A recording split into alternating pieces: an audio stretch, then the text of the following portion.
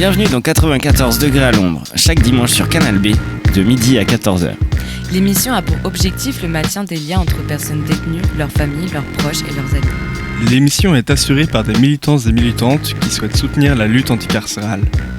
Vous pouvez laisser vos messages par téléphone tous les dimanches de 10h à 11h30 au 02 99 52 77 66. Par mail à l'adresse 94 degrés à l'ombre @protonmail.com ou par courrier à l'adresse Canal B, 94 degrés à l'ombre, 6 cours des Alliés, 35 000 Rennes. Ces messages seront diffusés dans l'émission 94 degrés à l'ombre sur Canal B. Pour suivre l'actualité de l'émission, retrouvez-nous aussi sur notre page Facebook 94 degrés à l'ombre. A tout de suite.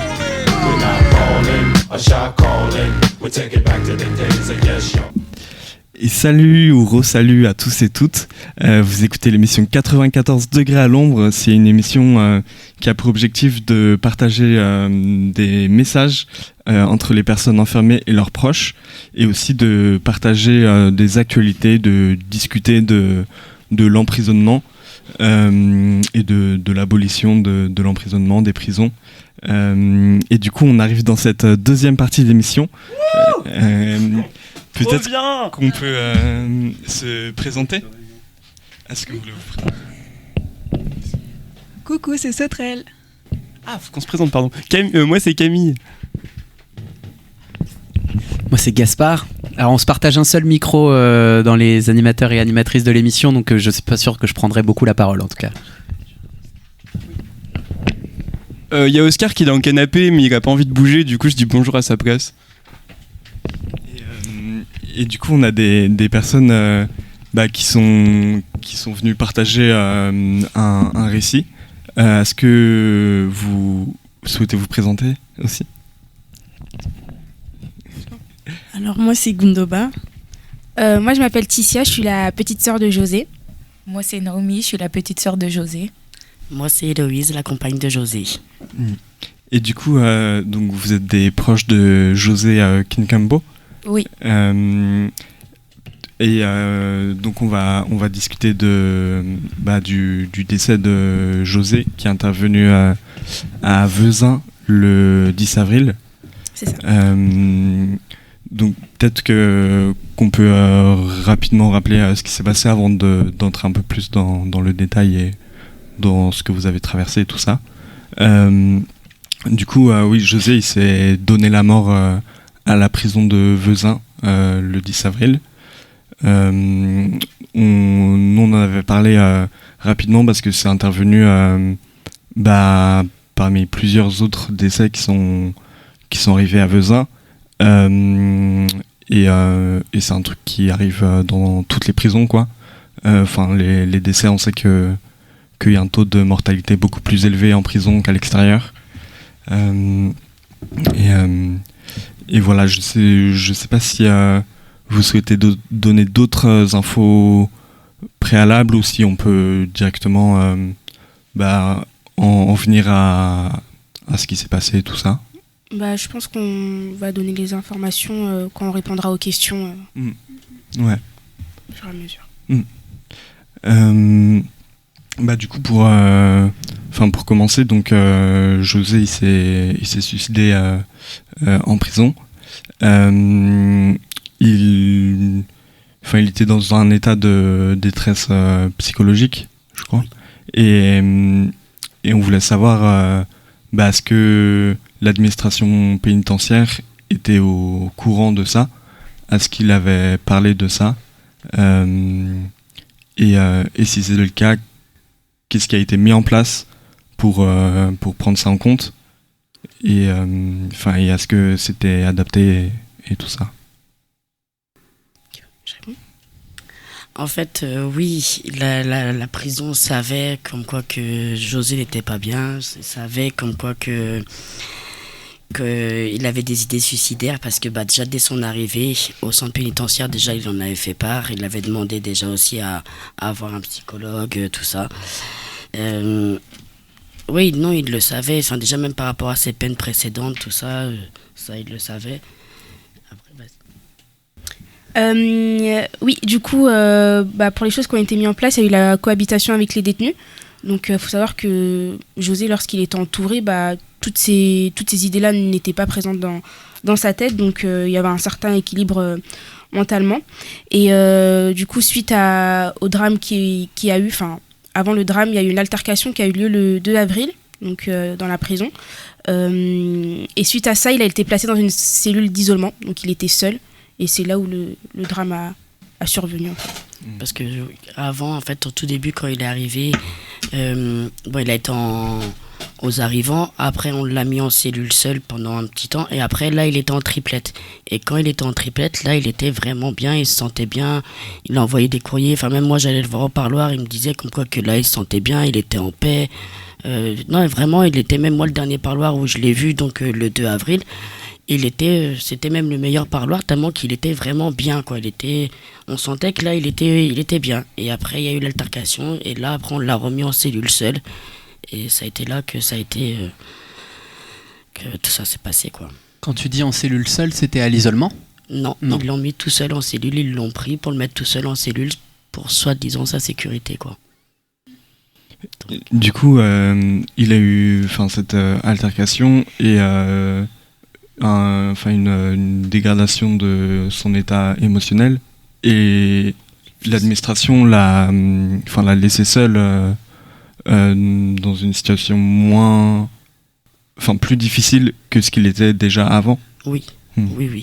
Et le prison le savait qu'il était mal parce que déjà le mardi la SPIP a été le voir en cellule.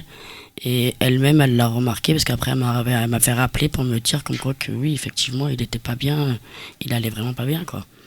Donc oui, la prison savait. Ils ont su qu'il n'était pas bien, ils l'ont vu. Donc oui.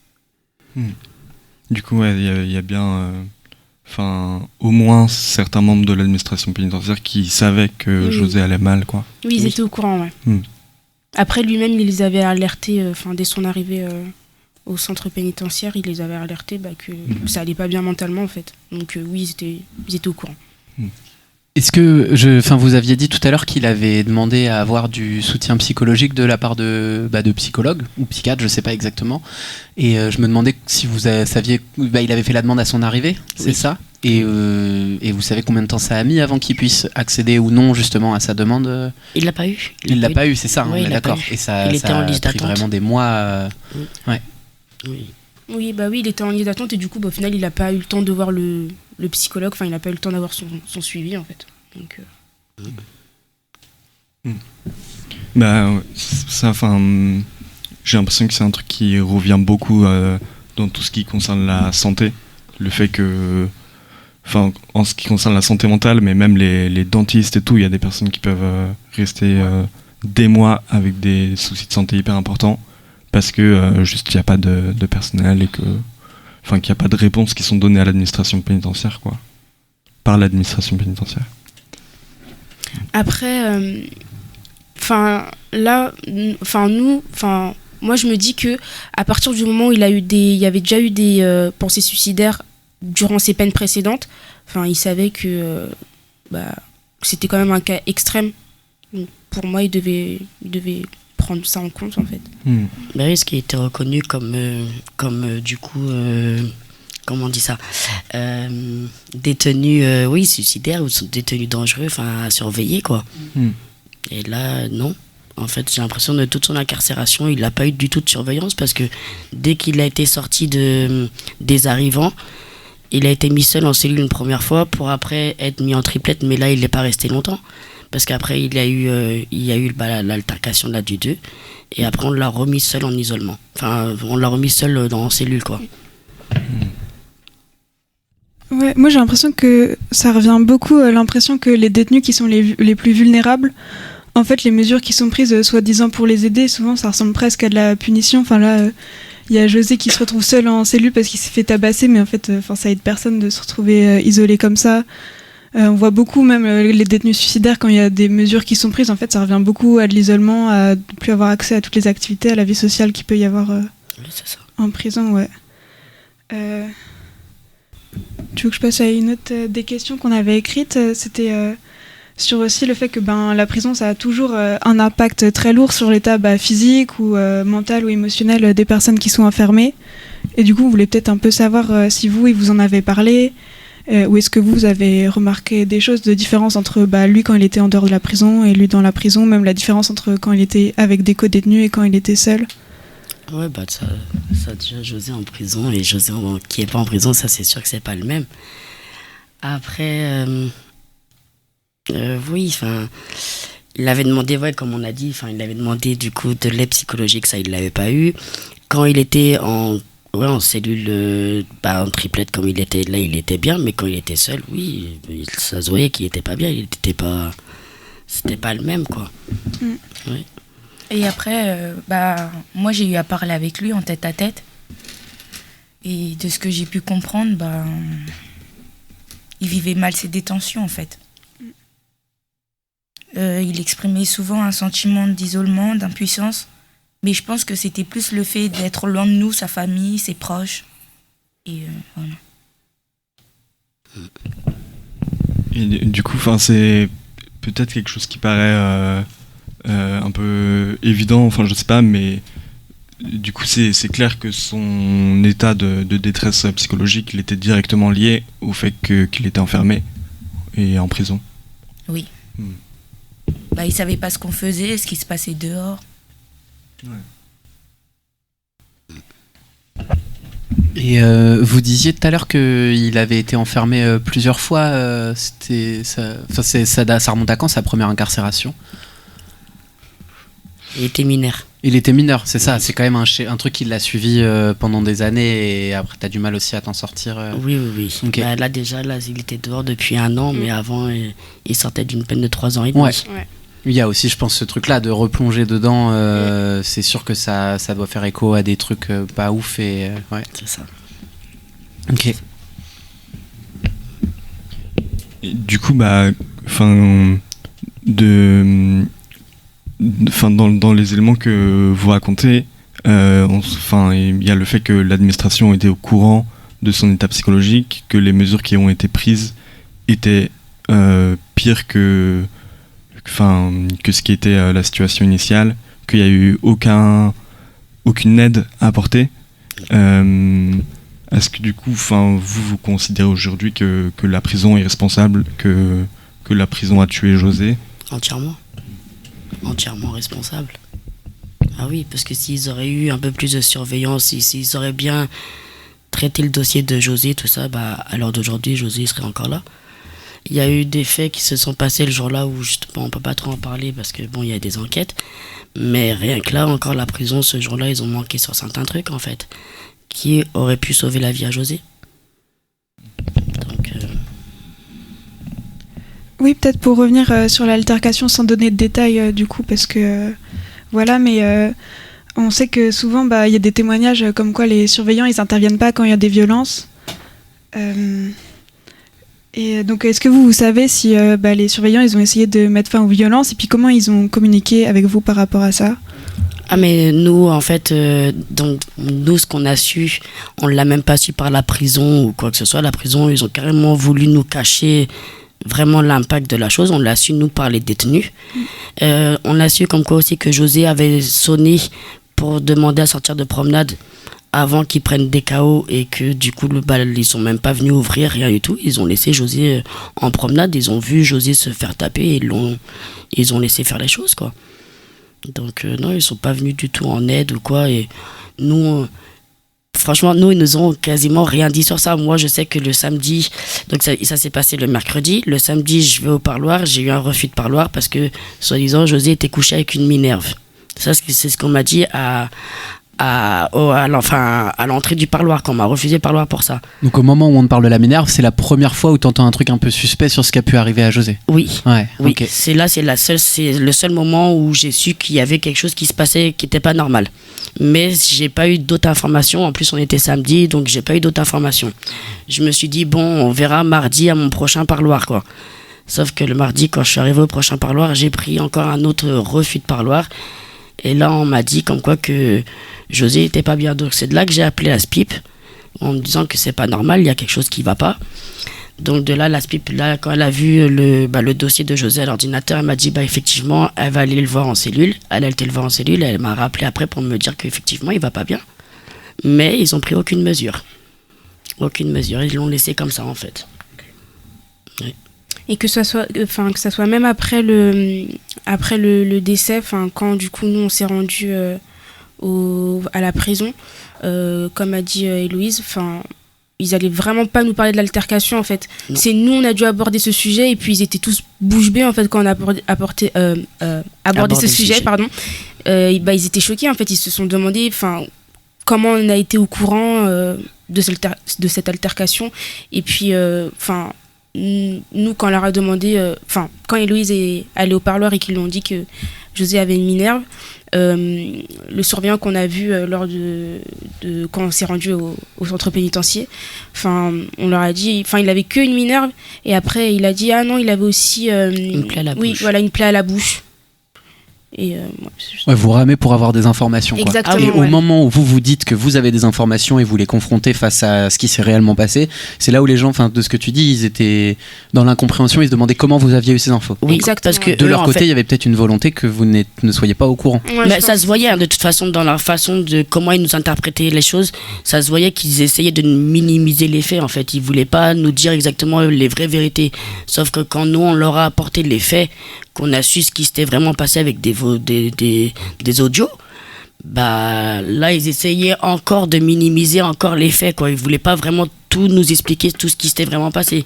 Nous on a dû vraiment savoir les choses de nous-mêmes parce que sinon à l'heure d'aujourd'hui on saurait toujours pas ce qui se serait passé. Ils nous auraient vraiment caché les faits. Faut se rendre compte que c'est à un moment donné où vous êtes en état de choc, vous comprenez pas ce qui se passe et c'est d'autant plus compliqué, je pense, en fait, pour des proches de devoir faire ce travail-là. Normalement, l'administration pénitentiaire, de ce qu'on souhaiterait peut-être, c'est qu'elle vous ayez pas à faire ça en amont. En fait, c'est pas normal, soit à vous de dépenser de l'énergie, de devoir aller fouiller, de savoir qu'il y a un truc qui est pas ok, qu'on vous donne pas toutes les informations, etc. Et ça, j'ai l'impression que c'est un truc qu'on revoit dans beaucoup d'histoires au final. Oui. Et nous ce qu'on a trouvé surtout pas normal c'est le fait que le jour où José est décédé, le 10 avril, donc nous on a été informés à 18h, aux alentours de 18h. Donc nous c'est même pas le directeur de la prison qui nous a appelé, c'est la police qui se sont rendus chez Héloïse, donc la compagne de José, pour lui annoncer le décès. Et ensuite ils sont venus chez nous.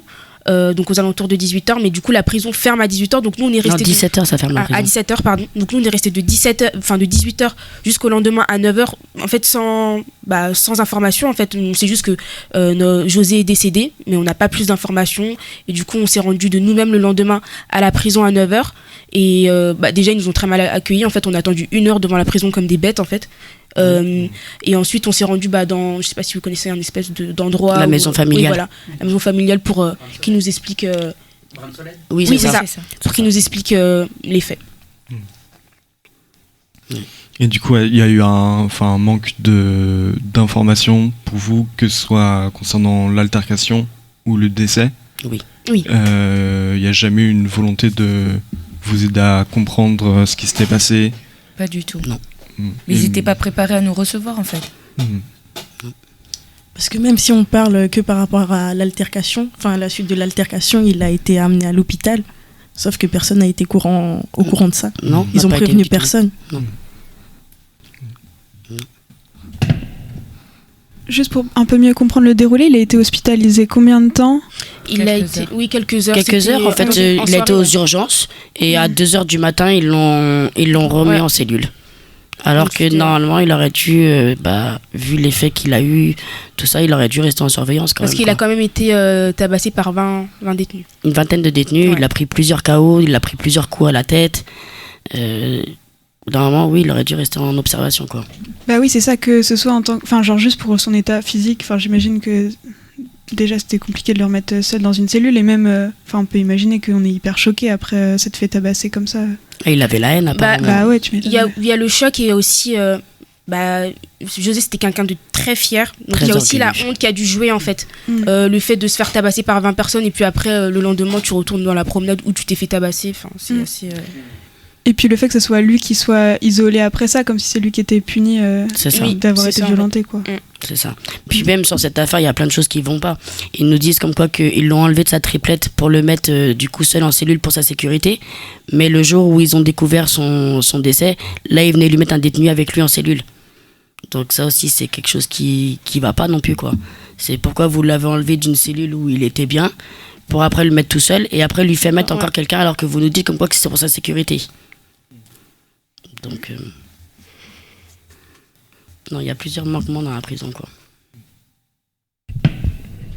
Et aussi, je pense qu'on peut être assez frappé au-delà des informations qu'on vous a données, du manque de, même pas forcément d'accompagnement, mais d'empathie, l'attitude de l'administration pénitentiaire. J'ai l'impression qu'elle est tout le temps hyper agressive, même envers les proches de personnes qui ont perdu quelqu'un, quoi. Et, est-ce que c'est des trucs que vous avez ressentis, vous? Enfin, tu disais tout à l'heure déjà que vous avez patienté 1 heure dans une petite salle et tout. Enfin. Bah en fait, je pense que c'est comme chaque décès en fait qui se passe à Vezin. Après, je sais pas comment ça s'est passé pour les autres familles, mais en fait, ils accueillent, ils expliquent comment la personne est décédée, et après, il y a plus rien en fait. Alors fait à eux, quoi. À leur version à eux. À leur version à eux. Et après, nous, depuis, c'est pas comme si on n'a pas ressenti de soutien ou autre chose en fait. Non. C'était juste du désintérêt. Ils nous ont dit ce qui s'est passé, et puis hop, en fait, on a dit, on se débarrasse de la famille, et puis voilà. On n'entend plus parler de cette histoire, mais. Même sur beaucoup de choses, on a dû attendre beaucoup de temps pour avoir beaucoup de résultats en fait au niveau de la justice. Rien que pour on va pas l'autopsie. L'autopsie, on a dû, alors que l'autopsie a été faite dès le lendemain, on a dû attendre quasiment 3 mois. On a eu les résultats de l'autopsie là, il y a 3 semaines, je crois environ. Il y a pas si longtemps que ça, il y a 15 jours, 3 semaines, on a eu les résultats. Donc ça aussi, il y a plein de trucs qui vont pas. Il y a une vraie opacité en fait dans l'obtention des informations. Et même tout à l'heure vous parliez que du coup il y avait quand même des enquêtes en cours, etc. Est-ce que est-ce que vous pouvez nous dire sur quoi ça joue, qu'est-ce que peut-être vous aussi vous avez fait ou depuis que vous avez appris son décès? Déjà contre la prison. Ouais. Déjà. Oui, l'administration, contre la SPIP aussi. Okay. Du coup, vu qu'elle a rendu visite, elle a vu qu'il était dans un état très critique. Elle aurait pu prendre des précautions. Pour de la négligence, pour de la non-assistance à personne en danger. Elle a su venir me rappeler pour venir me dire qu'il n'était pas bien dans sa cellule, qu'il était couché, qu'il était dans le noir. Enfin, elle a vraiment décrit qu'il était vraiment dans le mal.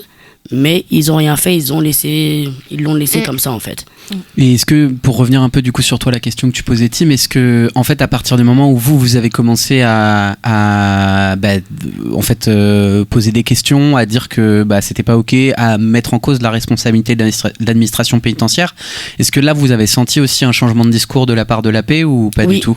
Oui, de la SPIP. De la SPIP. De la SPIP. Il y a eu un changement de discours de la SPIP. Le mardi c'était sûr il allait vraiment pas bien, elle l'avait remarqué qu'il allait pas bien, et une fois qu'il était décédé, là c'était plus la même chose en fait. Elle était plus tellement sûre qu'il soit pas bien en fait. Elle changeait carrément son discours quoi en fait. Elle a carrément changé tout. Ouais. Juste pour définir SPIP, c'est service pénitentiaire d'insertion et de probation. C'est ça. C'est ça.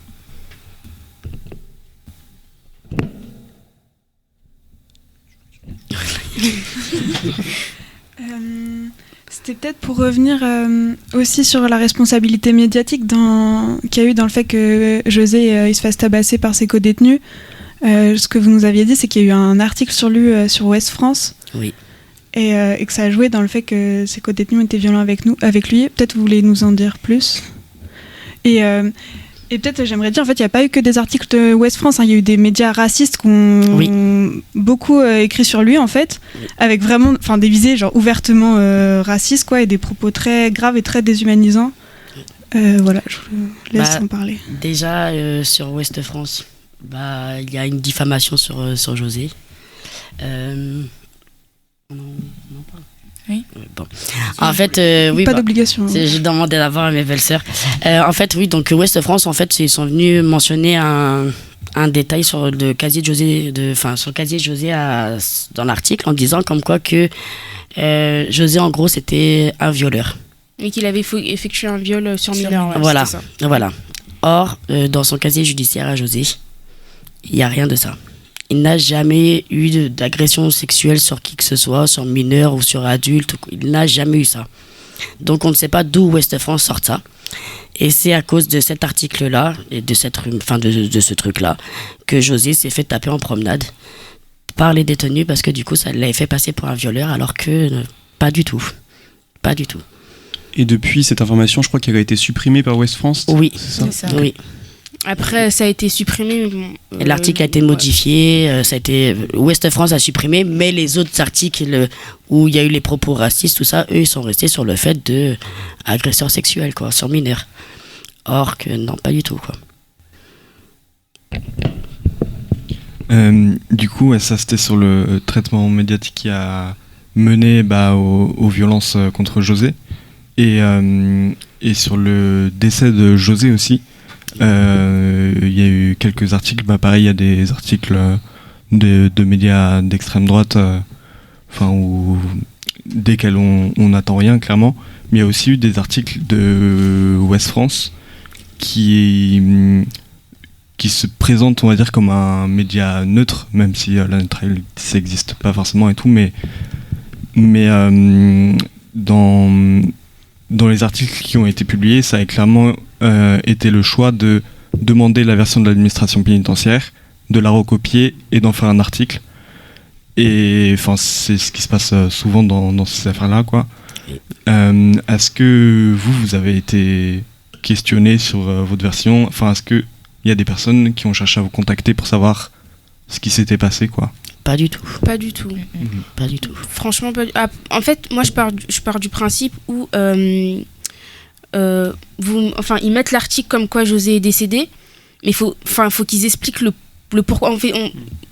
Il peut avoir un suicide, mais nous, on sait que José s'est suicidé par rapport à l'altercation qu'il y a eu.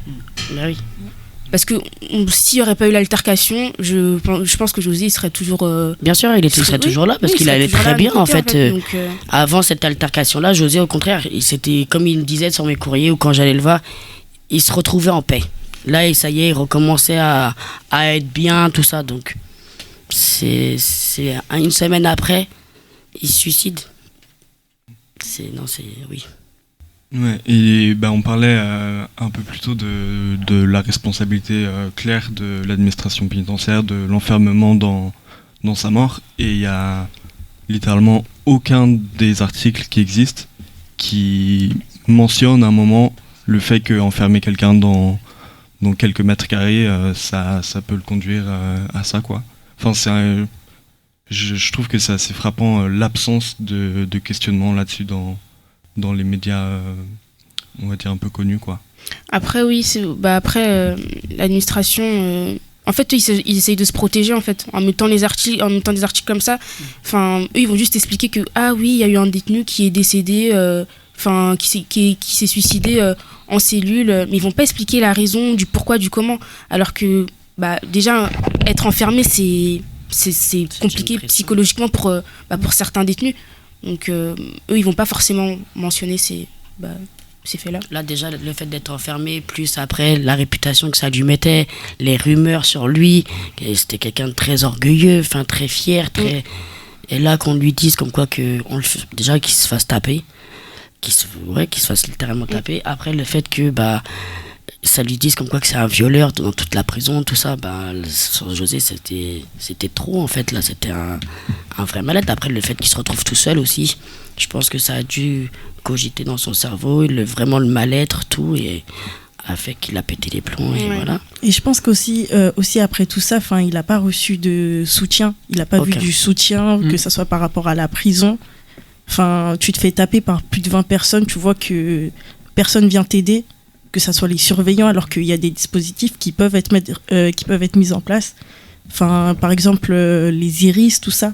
On sait qu'ils interviennent quand il y a des émeutes, mais une personne qui se fait taper par 20 personnes, franchement, ils auraient pu ils auraient pu intervenir. Bah surtout qu'il a sonné apparemment en plus quoi. Il a sonné pour sortir de la promenade et ils sont pas venus lui ouvrir alors que ils voient ce qui se passe dans les promenades quand même. Ils ont un œil. Et puis quand on a parlé de ça aux surveillants, ils ont dit que ils ont dit qu'ils étaient pas beaucoup et qu'ils étaient pas en capacité d'intervenir en fait. Ah ouais. C'est souvent des trucs qu'on entend ça. Et moi je pense le fait qu'ils restent dans l'opacité avec vous, en fait c'est pas les premières fois où des histoires comme ça elles arrivent, et je pense que les syndicats de matons et l'administration pénitentiaire elle sait comment se protéger face à des histoires comme ça.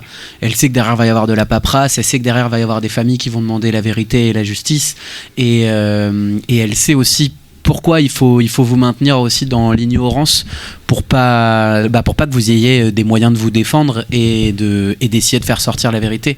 Bah c'est ça, je pense qu'ils ont été un peu surpris, c'est que on a su beaucoup de vérité avant que on a su beaucoup de vérité de ce que eux nous cachaient. Donc je pense que c'est ça qui les a beaucoup surpris aussi avec. Et même ce que vous dites, pour moi, ça fait écho aussi à d'autres histoires, notamment pour moi, l'administration. Alors, je sais pas à quel point c'est vrai, et enfin, vous me dites, voilà, si vous êtes plus ou moins d'accord avec moi, mais pour moi, l'administration pénitentiaire joue aussi énormément des tensions qu'il peut y avoir et des tensions qu'il peut y avoir entre les détenus entre guillemets, qui vont faire leur peine, et les détenus qui vont faire leur peine pour notamment des viols ou de la pédophilie ou des trucs comme ça. Et pour moi, il y a aussi une forme, la prison, elle laisse les violences, elle laisse les tabassages quand il s'agit de détenus à qui on sous-entend qu'il y aurait des violences sexuelles, etc. Et pour moi, elle a aussi sa responsabilité là-dedans. Oui. La prison, pour moi, joue des tensions. Quand elle accorde des droits, enfin, c'est souvent un truc que j'entends où je sais pas à quel point c'est vrai, et de mon point de vue, de toute manière, toutes les prisons, les conditions de détention, elles sont toutes atroces, mais de ce que j'avais cru comprendre, il y a énormément de différences qui est faite entre les détenus qui vont être enfermés dans des prisons ou dans des espaces entre détenus qui auraient commis des viols ou la pédophilie ou des trucs, des agressions sexuelles en tout cas, et le reste de la population pénitentiaire. Et du coup, en fait, malheureusement, je suis pas non plus tant étonné qu'il y ait eu un tabassage une fois que l'article il est sorti. Ouest France a sa responsabilité clairement dans ce qui a été mis dans l'article et qui du coup est faux.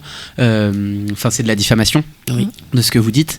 Et derrière, ça a amené à ce tabassage-là. Et le fait qu'il n'y ait pas eu d'intervention policière de Maton, je suis pas non plus étonné parce que tout le système pénitentiaire il joue des tensions entre et de la domination et de la violence entre les détenus. Pour moi, la prison, elle pousse à ça, elle pousse à ce que cette colère, elle pète, et à ce que les matons, ils réagissent pas non plus derrière.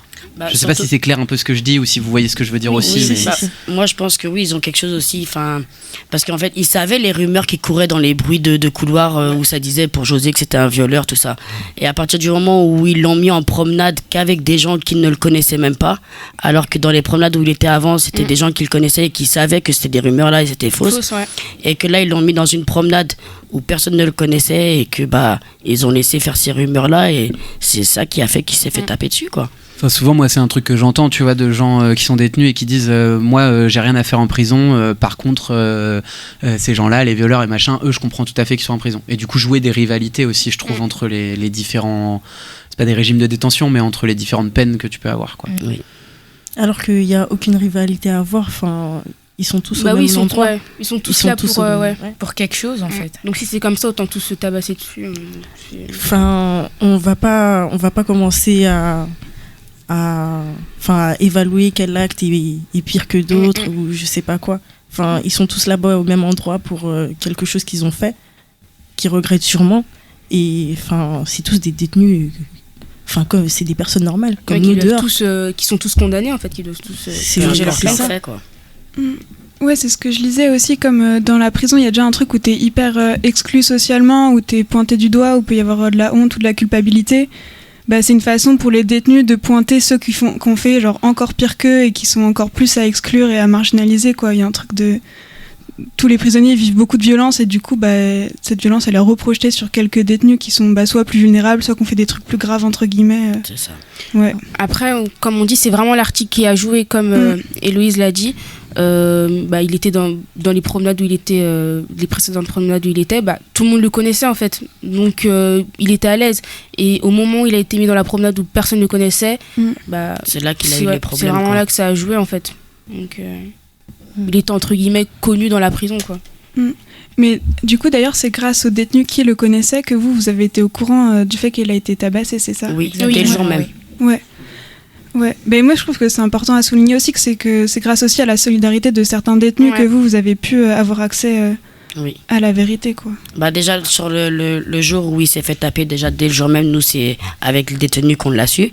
Et sur après, les vérités de ce qui s'est passé sur son décès, tout ça, c'est avec les détenus aussi qu'on l'a su. On a eu plus d'éléments avec des détenus grâce aux détenus qu'à l'administration pénitentiaire. Oui. Parce que sinon, sans les détenus à l'heure d'aujourd'hui, on n'allait jamais été au courant de l'altercation, on n'allait vraiment pas être au courant de cette altercation. De ça, on n'aurait même pas pu porter plainte, on n'aurait pas pu. Enfin, il y a plein de trucs qui seraient passés à la trappe, alors que là, on n'avait plus porté plainte à temps, où ils ont pu récupérer des caméras, des trucs comme ça, enfin des vidéos. Sinon, on n'aurait jamais su tout ça, en fait, si certains détenus ne seraient pas venus nous le dire, quoi. Donc, alors même qu'ils sont pas censés avoir des téléphones et tout. Oui, c'est ça en fait. Oui, c'est ça.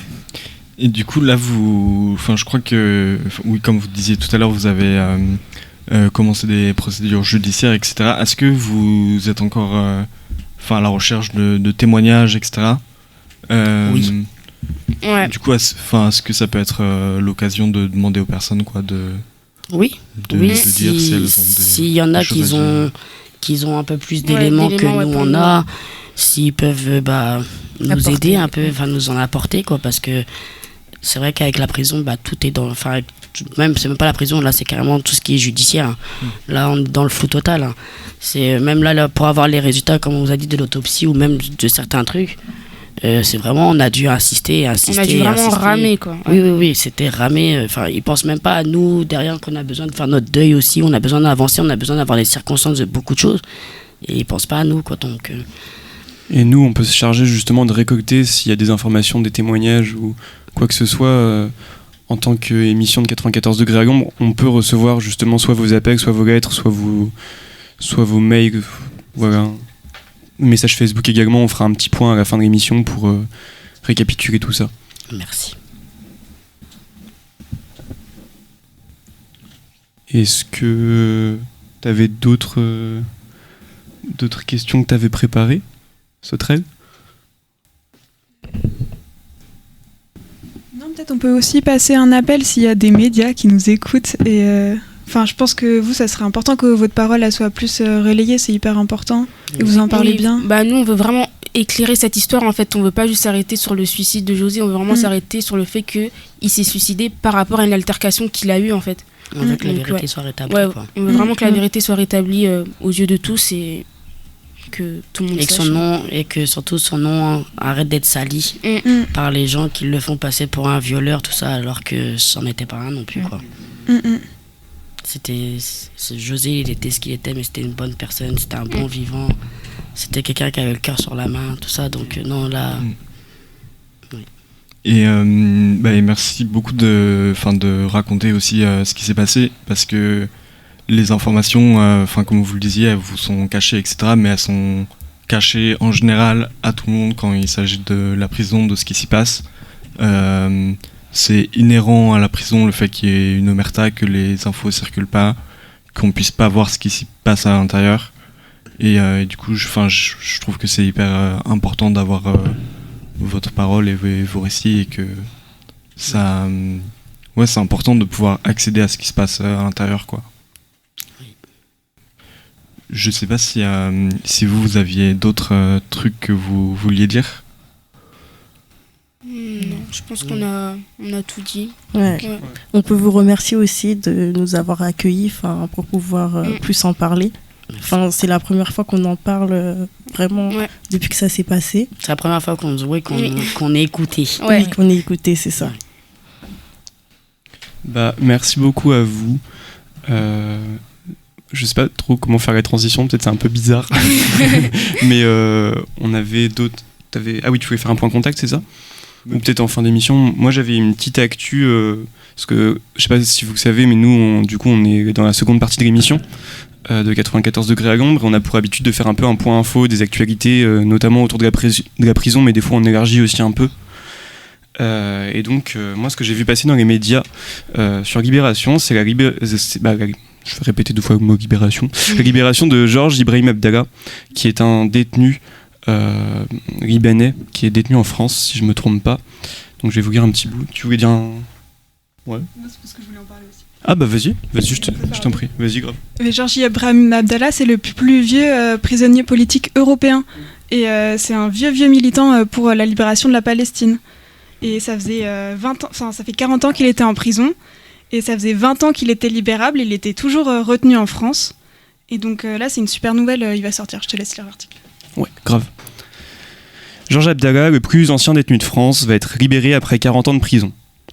Condamné à Paris en 87 pour complicité d'assassinat de diplomates américains et israéliens, ce Libanais doit sortir de prison le 25 juillet. Un retour au Liban, après plus de 40 ans derrière les barreaux en France. La Cour d'appel de Paris a autorisé ce jeudi 17 juillet Georges Ibrahim Abdallah, condamné à Paris en 87 pour complicité d'assassinat de diplomates américains et israéliens, est considéré comme le plus ancien détenu du pays à rentrer chez lui. Incarcéré depuis 1984, l'ancien chef d'un groupuscule de chrétiens libanais marxistes pro-palestiniens était libérable depuis 25 ans, mais avait vu sa dizaine de demandes de remise en liberté échouer. Le tribunal d'application des peines, puis la cour d'appel, c'était à quelques mois d'intervalle, prononcé pour, estimant la durée de sa détention disproportionnée par rapport au crime commis, et jugeant qu'à 74 ans, ce détenu âgé, aspirant à finir ses jours dans son village du Nord Liban, ne présentait plus de risque de troubles à l'ordre public. Effort conséquent, je cite. Mais le jugement du tribunal en novembre avait immédiatement été suspendu par un appel du parquet antiterroriste quant à la Cour, tout en se disant en février favorable à sa remise en liberté. Elle avait repoussé sa décision de quelques mois, exigeant que Georges Abdallah fasse preuve d'un effort conséquent pour indemniser les victimes, ce qu'il a toujours refusé de faire, se considérant comme un prisonnier politique. Ouais, je vais m'arrêter là parce que l'article, j'ai même pas fait un quart, donc voilà. Je vous laisse aller lire ça sur internet. Je sais pas si des gens veulent réagir. Georges Ibrahim Abdallah, c'était un symbole révolutionnaire. C'est aussi pour ça, je pense, qu'il est resté enfermé. Il y a aussi, on peut souligner la complicité de l'État français avec le gouvernement israélien, qui avait comme intérêt de maintenir aussi Georges Ibrahim Abdallah en détention. Ouais. Je pense qu'on peut aussi souligner le côté illégal. Si c'est ça, ouais, c'était une détention illégale. Ça faisait des années qu'il aurait dû sortir. Ça fait aussi, normalement, après 70 ans, des aménagements de peine, tu peux en avoir normalement, facilement, le mot est peut-être trop gentil, mais t'es pas censé galérer comme ça. Il y a eu clairement le traitement de la détention de Georges Ibrahim Abdallah est vraiment particulier, du fait qu'il soit pro-palestinien, du fait que on ait souligné le caractère politique de sa détention. À savoir, juste pour son arrestation, d'ailleurs, quand il a été arrêté, c'était parce qu'il avait pas les papiers français. Je crois que c'était un truc comme ça. Et donc son arrestation, elle a été faite sur ces bases-là. Et c'est après coup qu'on est allé lui reprocher, qu'on est allé faire des liens avec une complicité avec des groupes terroristes, etc. On peut aussi souligner tout le caractère. Je sais pas si c'est illégal, mais il y a eu un vice de procédure dans son jugement. Son avocat en fait, à Georges Ibrahim Abdallah, je crois qu'il était en lien avec les services secrets. Je sais plus si c'est les services secrets français ou israéliens. Je crois que c'est français. Je pense pas que ce soit le Mossad. Et en fait, c'est complètement illégal que ton avocat il puisse ressortir derrière à la DGSI ou je pense que c'est la DGSI. Du coup, c'est les services secrets intérieurs, quoi, en gros. C'est complètement illégal que ton avocat il balance des informations en fait que tu lui dis. Donc et son avocat, je crois, est revenu dessus. On peut facilement trouver des vidéos de son avocat qui explique en fait comment ça s'est passé et qui regrette. Voilà. Oui, et c'est pour dire que c'est très ironique parce qu'il devait sortir il y a quelques mois et je crois que c'est Retailleau qui avait refusé de signer son avis d'expulsion. Donc il était resté en prison parce que Retailleau ne voulait pas expulser un étranger. C'était bien la seule fois. Et aussi pour dire que oui, c'est ce que tu disais, en fait, c'était un prisonnier politique et il servait aussi un peu de modèle, je pense. Les militants pour la Palestine, ils sont très criminalisés. Je pense là... comment il s'appelle le mec de Révolution Permanente? Lui et un syndicaliste, Anas Kazib, oui, qui sont en procédure pour genre apologie du terrorisme, enfin des trucs ridicules quoi. Ouais, bon bref, force à tous les militants. Et force aux inculpés du 8-12, les inculpés du 8 décembre, c'est des gens d'un peu divers horizons, mais notamment aussi des soulèvements mandataires, si je ne me trompe pas, qui ont été inculpés le 8 décembre 2020 ou 2022, je ne sais plus, pour apologie du terrorisme. Donc c'est pareil, c'était un procès politique. Je vous invite à vous renseigner là-dessus si ça vous intéresse. Voilà. Est-ce que quelqu'un serait chaud de faire un point contact ? Ou est-ce que sinon je peux le faire aussi ? Allez, je peux le faire du coup. Vous pouvez nous envoyer vos lettres, que ce soit pour envoyer un message à une personne à l'intérieur, à l'extérieur, pour communiquer, ou pour témoigner de ce que vous vivez en tôle et tout ça. Notamment, du coup, comme on le disait, si vous avez des témoignages sur le décès de José, n'hésitez pas à les transmettre à ses proches. Vous pouvez écrire à la radio et on transmettra si jamais vous n'avez pas les contacts et tout ça. Prenez un stylo avec vous. Là, on va vous donner justement les contacts, les adresses, etc. Même si vous n'avez pas envie forcément de vous en saisir, si vous avez ces infos-là, vous pouvez les transmettre à d'autres personnes derrière à l'intérieur. On sait que tout le monde ne nous écoute pas. On sait qu'il y a des brouilleurs qui rendent aussi l'écoute de la radio plus compliquée. Donc peut-être que dans une cellule, vous nous entendez, peut-être pas dans l'autre. Prenez des notes et n'hésitez pas à faire tourner ça aussi autour de vous. C'est vous le relais et le soutien à l'intérieur, en fait. Et du coup, pour nous écrire, c'est à l'adresse 6 Cours des Alliés, 35 000 Rennes, à Canal B-94 degrés à l'ombre. Donc 6 Cours des Alliés, 35 000 Rennes, Canal B, 94 degrés à l'ombre. Vous pouvez aussi nous appeler tous les dimanches de 10h, 10h15 à 11h45 au 02 99 52 77 66. 02 99 52 77 66. Et vous pouvez aussi nous laisser des mails à l'adresse 94 degrés à l'ombre @protonmail.com ou sur la page Facebook de l'émission. Et je pense que j'ai fait le tour à peu près. On peut aussi vous communiquer des contacts qui peuvent être utiles. Il y a notamment le contact de l'Envolée, qui est une revue et une radio anticarcérale, donc qui partagent la parole des personnes prisonnières, ex-prisonnières et de leurs proches. Et du coup, vous pouvez retrouver, vous pouvez demander à recevoir l'Envolée.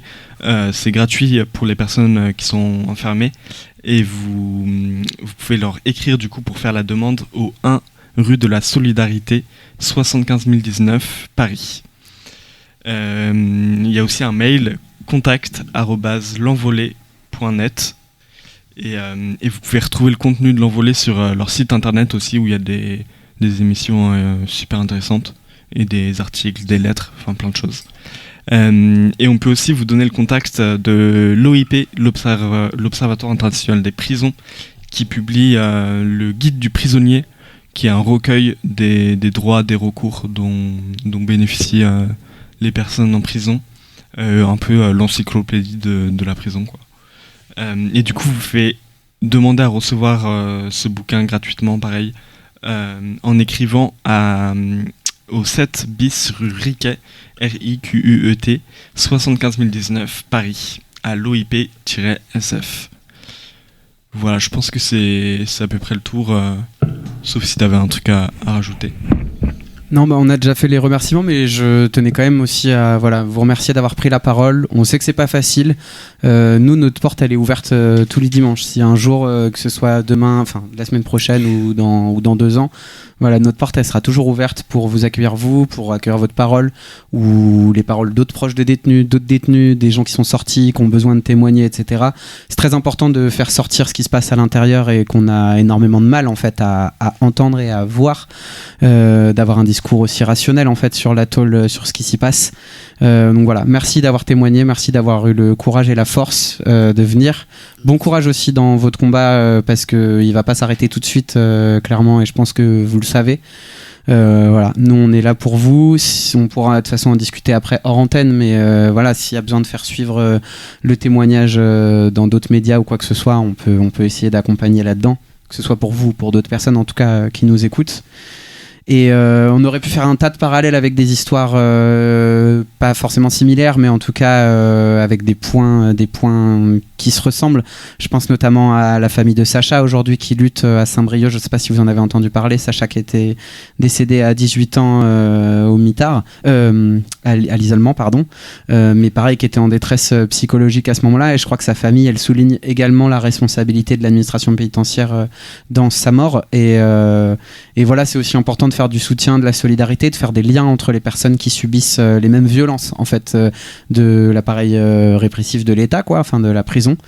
Et voilà, juste bon courage, merci d'avoir témoigné. Merci beaucoup. Merci à vous de nous avoir écoutés. Et ben on peut se dire un gros au revoir et puis on se reste sur une musique chaleureuse. Je te laisserai présenter. On se retrouve la semaine prochaine sur Canal B, 94 degrés à l'ombre, ça bouge pas. Et la musique qu'on s'est dit qu'on allait passer, c'est La Lettre de Lunatic. Allez. Bonne écoute tout le monde et puis crève la tôle. Hein. Bisous. Bonne force à toutes les personnes qui nous écoutent de l'intérieur. On pense à vous et on est avec vous par la pensée, par le cœur.